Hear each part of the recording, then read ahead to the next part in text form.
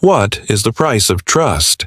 Is it weighed in grams, measured in rupees, or is it something far more precious, something that once lost can never be fully regained? This is a story about that trust, the kind we place on our dinner tables every day.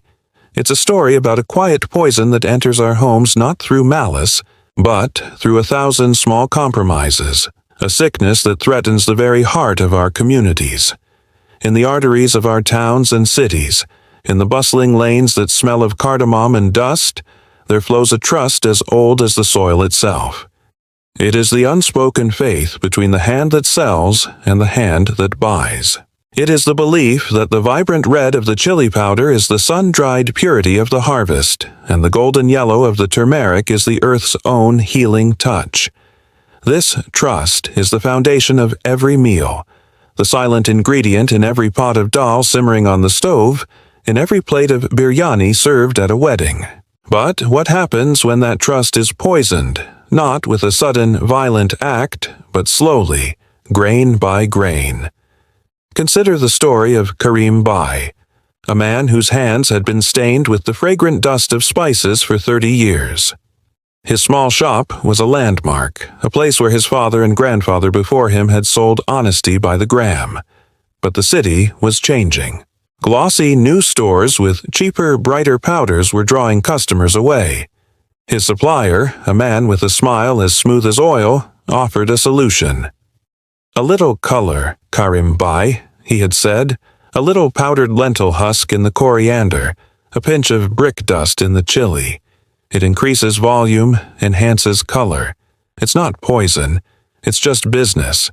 Everyone is doing it." Karim Bai resisted for months. He thought of Sama Begum, a widow who bought 100 grams of his garam masala every month, claiming it was the only thing that made her food taste like it did when her husband was alive. He thought of the young mothers who bought turmeric from him to give their children with warm milk at night. How could he sell them a lie? But a daughter's wedding loomed.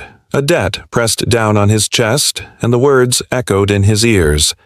Everyone is doing it.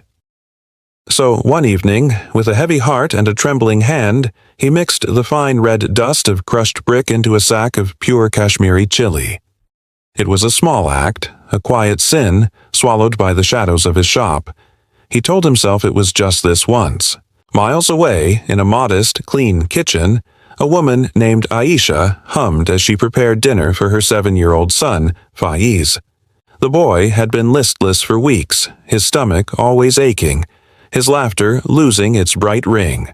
Doctors had found nothing specific, blaming the water, the heat, the air.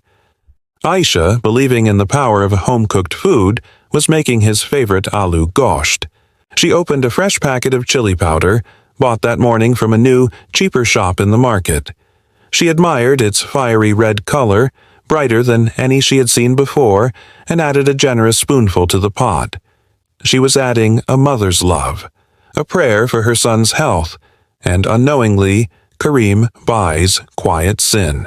The poison was not in the food, but in the trust she had placed in the unseen hands that had prepared its ingredients. This sickness of Milawat, of adulteration, is a peculiar kind of evil. It does not announce itself with a bang, but creeps into our homes silently. It is a betrayal hidden in plain sight, a disease that we willingly pay for and consume. It is born from a simple, corrosive idea, that a little dishonesty doesn't hurt. But the brick dust that seems harmless in one sack of chili becomes a collective toxin when thousands of Karim Bays make the same compromise. The colored chalk in the turmeric, the papaya seeds in the black pepper, the soapstone in the sugar, they accumulate. They build up not only in the bodies of our children, causing ailments that baffle doctors, but also in the soul of our society.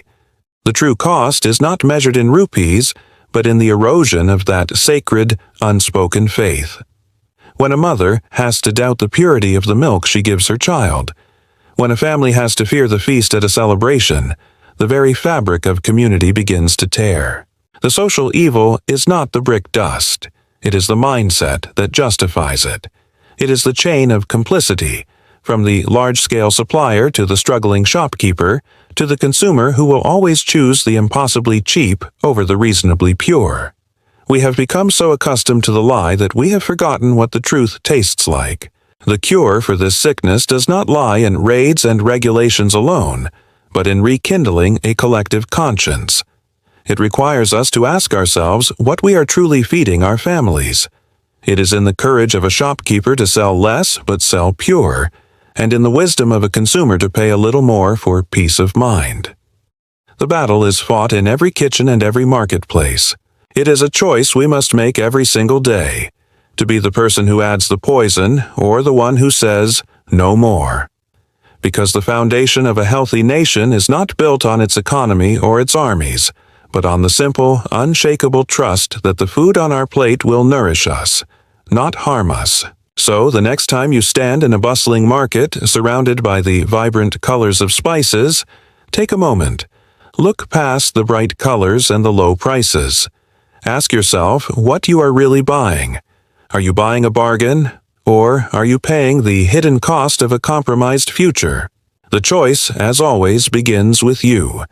It begins with one honest purchase, one question asked, one stand taken for purity. For, in the end, the health of our homes and the heart of our nation are one and the same.